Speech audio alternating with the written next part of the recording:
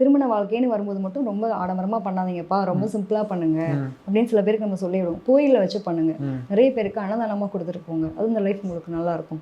ஆடம்பர திருமணம் பண்ணினா நிச்சயமாக உங்களோட திருமண வாழ்க்கைன்றது ஒரு இன்னல்களை சந்திக்கக்கூடிய சூழல்களை கொடுக்கும் அப்படின்னு நம்ம சில பேருக்கு சொல்லுவோம். அதுக்காக ஜாதக அமைப்பு அப்படின்னு பார்க்கும்போது இப்போ வந்து பொதுவாக வந்துட்டு 7ஆம் அதிபதின்னு இருக்கும் பார்க்குறோம். 7ஆம் அதிபதி தான் நம்மளுக்கு திருமண பந்தத்தை குறிக்கக்கூடியவர்.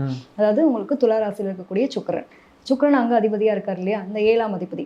இப்போ 7ஆம் அதிபதியும் 9ஆம் அதிபதியும் சேர்ந்துருக்காங்க அப்படின்னா அவங்களுக்கு வந்து கண்டிப்பாக ஆசை எப்படி இருக்கும் அப்படின்னா, என்னை வந்து ஊரே பார்த்து வைக்கணும், எவனும் வந்து இப்படிலாம் திருமணம் பண்ணியிருக்கவே கூடாது, அந்த அளவுக்கு திருமணம் பண்ணணும்.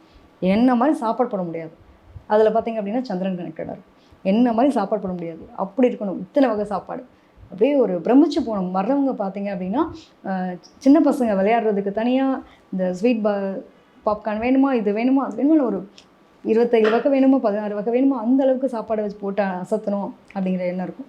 சில பேருக்கு பார்த்தீங்கன்னா இந்த மாலை தோரணங்கள் இதுவே பார்த்தீங்க அப்படின்னா அந்த அளவுக்கு செலவு பண்ணுவோம்.